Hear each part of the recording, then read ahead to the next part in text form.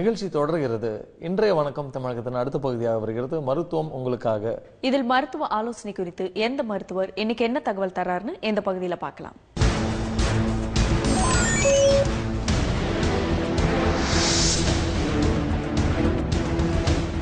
வணக்கம் நேயர்களே, இது மருத்துவம் உங்களுக்காக. இந்த உலகத்துல வயிற்று வலியை ஃபீல் பண்ணாதவங்க யாருமே இருக்க முடியாதுங்க. நான் ஃபீல் பண்ணியிருக்கேன், ஏன் நீங்களாம் கூட ஃபீல் பண்ணியிருப்பீங்க.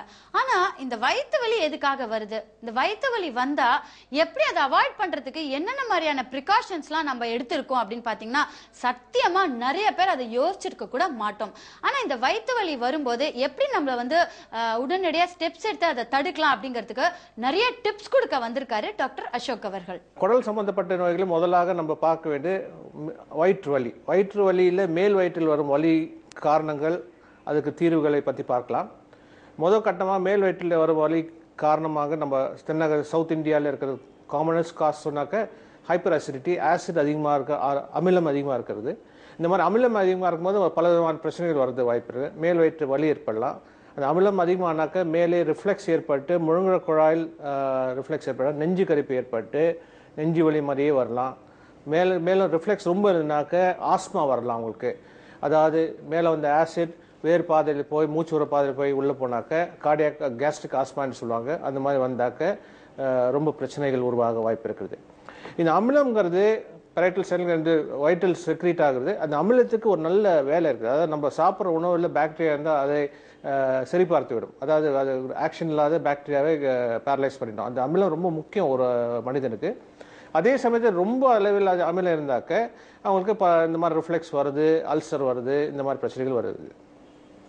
இந்த அமிலம் ஏன் வருதுன்னு பார்த்தாக்க நம்ம ஸ்ட்ரெஸ், அதாவது நம்ம நடைமுறையில் நம்ம ரொம்ப ஹை ஸ்ட்ராங் வேலையில் இருந்தாலோ ஸ்ட்ரெஸ்ல இருந்தாலோ அமிலம் சுரக்கிற வாய்ப்பு இருக்குது. அதே சமயத்தில் இரிட்டன்ஸ், அதாவது ஹை ஸ்பைசி ஃபுட் சாப்பிட்டாலோ ஸ்மோக்கிங், ஆல்கஹால், இந்த மாதிரி பிரச்சனைகள் இருந்தாக்க அமிலம் அதிகமாக வாய்ப்பு இருக்குது.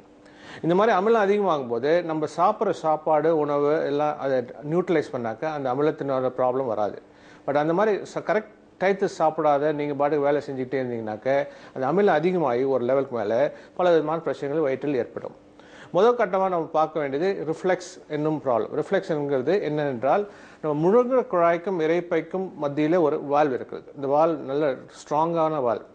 அது ஆகாரம் உள்ளே போனோடனே ஆசிட் மிக்ஸ் ஆன அந்த வால் மூடினாக்க அந்த இரைப்பை கண்ட்ராக்ட் ஆச்சுன்னா அந்த ஆகாரம் சிறுகுடலுக்குள்ளே பாயும். அதுதான் டைஜஸ்ட் ஆகி மலமாகி வெளியே வருகிறது. இந்த மாதிரி இந்த வால் ஃபெயில் ஆகிடுச்சுனாக்க மேலே முருங்குற குழாய்க்கும் இரைப்பைக்கும் அந்த கண்ட்ராக்ட் ஆகும்போது நமக்கு ஆசிடும் ஆகாரமும் மேலே எதிர்த்துட்டு வந்து முழுங்குற குழாய்க்குள்ளே பூந்துட்டாக அங்கே அரிப்பு ஏற்படலாம், வலி ஏற்படலாம். வலிங்கிறது கார்டியாக் பெயின், ஹார்ட் பெயின் மாதிரியே இருக்கும், ரிஃப்ளெக்ஸ் இருக்கும், நெஞ்சு கரிப்பு இருக்கும்.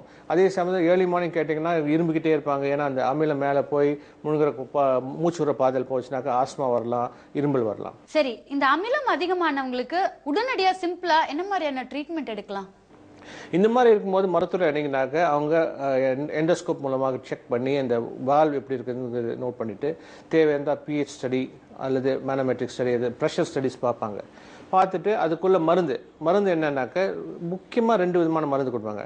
அந்த அமிலத்தை குறைக்கும் மருந்து, அதாவது H2 பிளாக்கர்ஸ்ங்கிற அந்த H2 பிளாக்கர்ஸ் கொடுத்தாக்க அமிலம் கம்ப்ளீட்டாக குறைஞ்சி விடும். அதே சமயத்தில் ப்ரோகைனெட்டிக் ட்ரக்ஸ்ங்கிறது அந்த அமிலத்தை மேலே வராத கீழே தள்ளுற ஒரு வாய்ப்பு கொடுக்குற ஒரு மருந்து.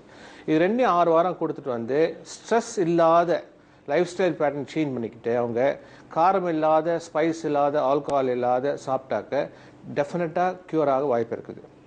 ஒருவேளை அந்த மாதிரி க்யூர் ஆகாட்டி அமிலம் அதிகமாகி அவங்களுக்கு பிரச்சனைகள் உருவாருனாக்க மேற்கொண்டு நம்ம அறுவை சிகிச்சை மூலமாக செய்ய முடியுமா என்றது பார்க்கலாம்.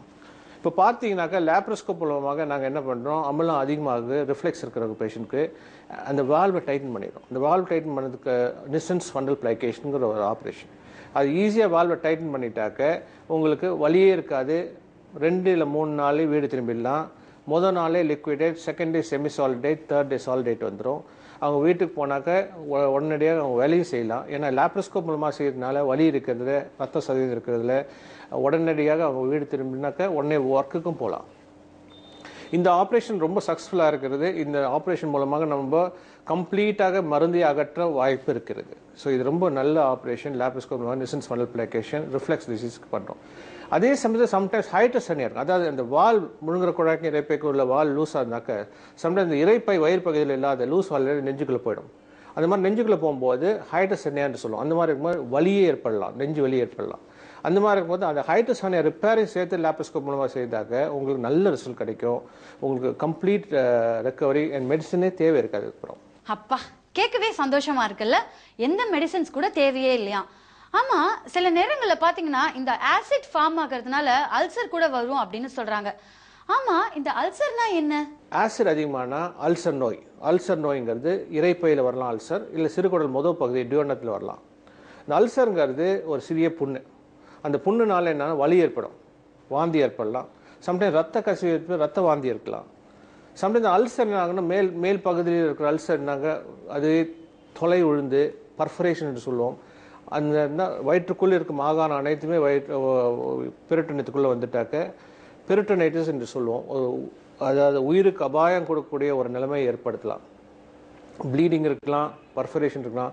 அது சம்டைம்ஸ் அது கொஞ்சம் கொஞ்சமாக ஹீல் ஆகி அந்த இறைப்பையே சுருங்கி அல்லது கூட சிறுகுடலை சுருங்கி விட்டால் அது அவுட்லெட் அப்ஸ்ட்ரக்ஷன் வந்து அது வெளியே ஆகாரம் போகாத வயிறு வீக்கம் கண்டு கம்ப்ளீட்டாக வீங்கி போய் வாந்தி ஏற்படலாம். எப்பா கேட்கவே பயமா இருக்குல்ல.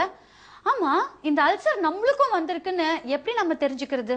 அந்த அல்சர் உண்மையிலேயே இருக்கா இல்லையான்னு கண்டுபிடிப்பதற்கு கிளினிக்கல் டெஸ்ட் மூலமாகவும் எண்டோஸ்கோப் மூலமாகவும் கம்ப்ளீட்டாக செக் பண்ணலாம். எண்டோஸ்கோப்புங்கிறது நம்ம உள்நோக்கும் ஒரு கருவி. கேமரா வைத்து வயிற்றுக்குள் செலுத்தி உள்ளே பார்க்கலாம் அது அல்சர் இருக்கிறதா, அந்த அல்சர் எந்த பகுதியில் இருக்குது, இறைப்பையில் இருக்குதா, சிறுகுடல் முதல் பகுதி டியோனத்தில் இருக்குதா.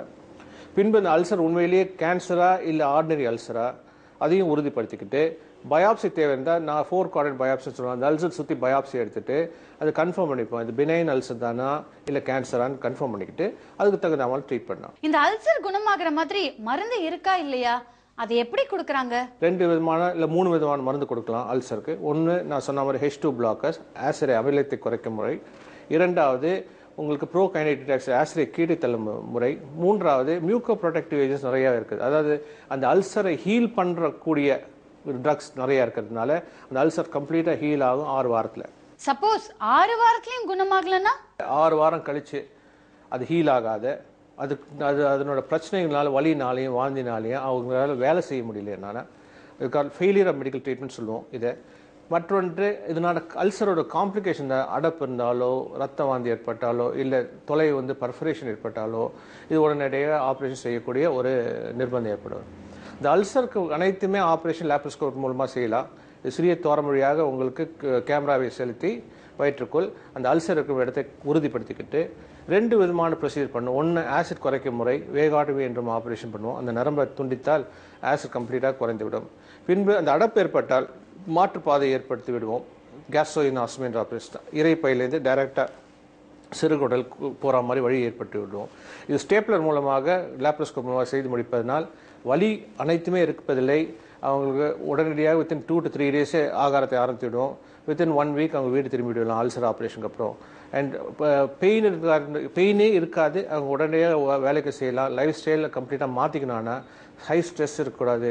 அண்ட் ஆல் தி ட்ரக்ஸ், அதாவது ஆல்கஹால், ஸ்மோக்கிங், இந்த மாதிரி ஸ்பைசஸ்லாம் கொஞ்சம் நாளைக்கு அவாய்ட் பண்ணது நல்லது. ஏன்னா அது நல்லா புண்ணு ஆறிட்டு அந்த ஸ்டோமா புதுசாக கிரியேட் பண்ண பாதை கம்ப்ளீட் எஸ்டாப்ளிஷ் ஆக மட்டும் ரொம்ப கேர்ஃபுல்லாக இருக்கணும். டாக்டர் அசோக் சொன்ன மாதிரி டெக்னாலஜியோடைய வளர்ச்சியால மெடிசன்ஸே இல்லாத ட்ரீட்மெண்ட், வலியே இல்லாத ஆபரேஷன், இந்த மாதிரி நிறைய விஷயங்கள் இருந்தாலும் நமக்கு நாமே நோயை வரவிடாம தடுக்கிறது தான் கரெக்டான ஆப்ஷன். இந்த மாதிரி நமக்கு நாமே நோயை வரவிடாம தடுக்கிறதுக்கு என்னென்ன விஷயங்கள்லாம் பண்ணணும்? நீங்க என்ன பண்ணணும்னாக்க முக்கியமாக உங்க லைஃப் ஸ்டைல் பார்த்து வராது தடுக்கிறதே நல்லது. அதாவது வராது தடுக்கிறதுக்கு கரெக்ட் டைத்தில் சாப்பாடு சாப்பிட்டுக்கிட்டு நீங்கள் ஆசிடை குறைக்கும் முறையை ஹை ஸ்ட்ரங் லைஃப் இல்லாத ஸ்ட்ரெஸ்லெஸ்ஸாக இருந்தது. அதே சமயத்தில் smoking, drinking, high spicy food இதெல்லாம் அவாய்ட் பண்ணிங்கனாக்க இந்த அல்சர் வரதே தடுத்து விடலாம். தடுத்து விட்டாக்க உங்களுக்கு பிரச்சனையே இல்லை. You will leave a healthy life என்று ரொம்ப முக்கியமான இது. Healthy life is and healthy body will make you live very long. அது ரொம்ப முக்கியம், எல்லாருக்கும் தெரிய வேண்டும். அது வருமுன் காப்பதே நல்லது என்று நினைக்கிறேன். ஓகே, இந்த வார மருத்துவம் உங்களுக்காக பகுதியில வயிற்று வலி வராம தடுக்கிறதுக்கு என்னென்ன வழிகள்லாம் எடுக்கணும் அப்படின்னு டாக்டர் அசோக் அவர்கள் ரொம்பவே அழகா எக்ஸ்பிளைன் பண்ணாரு. மீண்டும் அடுத்த மருத்துவம் உங்களுக்காக பகுதியில வேறு ஒரு டாபிக்கோட உங்களை வந்து சந்திக்கிறேன். அதுவரை நன்றி, வணக்கம்.